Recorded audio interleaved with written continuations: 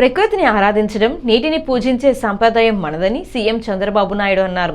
గోదావరికి అఖండ హారతి ఇచ్చామని, కృష్ణకు పవిత్ర హారతి ఇచ్చామని గుర్తు చేస్తూ నదులను పూజించడం సంప్రదాయంగా పెట్టుకున్నామని తెలిపారు. సాగునీటి రంగంపై సీఎం చంద్రబాబు శాసనసభలో మాట్లాడారు. గంగా కావేరీ అనుసంధానం కావాలనేది నా ప్రగాఢ ఆకాంక్ష అని చెప్పారు. ఏ పనైనా చిన్న ఆలోచనతోనే మొదలవుతుందని, గంగా కావేరీ అనుసంధానం సాధ్యాసాధ్యాలపై ఆనాడే చర్చలు జరిగాయన్నారు. నదుల అనుసంధానం చేసి తెలుగు తల్లికి జలహారతి ఇచ్చే బాధ్యత మాదని, దీనివల్ల నీటి సమస్యలు తగ్గుతాయన్నారు. పోలవరం నల్లమల సాగర్ లింక్ ప్రాజెక్టు వల్ల ఎవరికీ నష్టం లేదని, గోదావరి నుంచి వృధాగా సముద్రంలోకి వెళ్లే వరద నీటి జలాలను తరలిస్తున్నామన్నారు. గోదావరిపై ఎగువ రాష్ట్రం కాళేశ్వరం ప్రాజెక్టు కట్టిందని, అందుకు మేము అభ్యంతరం చెప్పలేదన్నారు. పోలవరం డయాఫ్రమ్ వాల్ కొట్టుకొని పోతే గుర్తించలేని పరిస్థితి గత పాలకులదని, చేయని నేరానికి నన్ను గత పాలకులు 53 రోజుల పాటు జైల్లో పెట్టారన్నారు. రాష్ట్రంలో ప్రతి ఎకరాకు నీరు ఇవ్వాలనే లక్ష్యంతోనే పనిచేస్తున్నామని స్పష్టం చేశారు.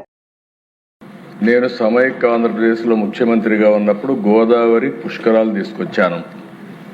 దానికి కారణం ఏంటంటే అంతకుముందు జరిగేటి కానీ ప్రభుత్వం ముందుకొచ్చేయడం. దానికి కారణం మనం ప్రకృతిని ఆరాధిస్తాం, నీటిని పూజిస్తాం. ఎక్కడ చూసినా గంగమ్మ తల్లిని మనం పూజలు చేసే సంస్కృతి ఉండే దేశం ఇది. అందుకే నేను ఆ రోజు ఒకసారి అదృష్టం కూడా 2 పుష్కరాలు కండక్ట్ చేశాను.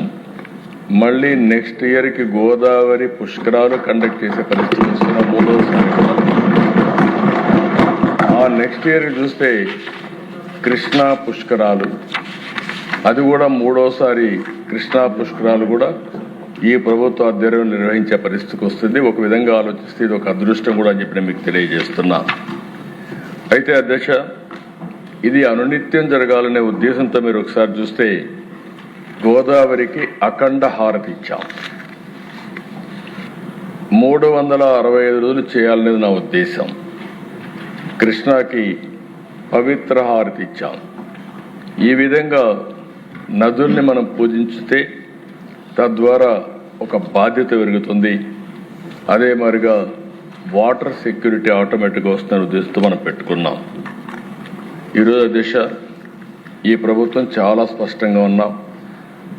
నదుల అనుసంధానం చేసి, ఎందుకంటే మనం లోయర్ రైపేరియన్ స్టేట్, ఇప్పుడే మంత్రి గారు చెప్పారు, గోదావరి 40 సంవత్సరాలు ఆవరేజ్ నీళ్లు తీసుకుంటే 3000 టీఎంసీ సముద్రం లేకపోయినాయి.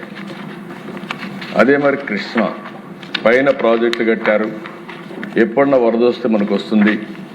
అలాంటి సందర్భాలు కూడా మనం ఫేస్ చేస్తున్నాం.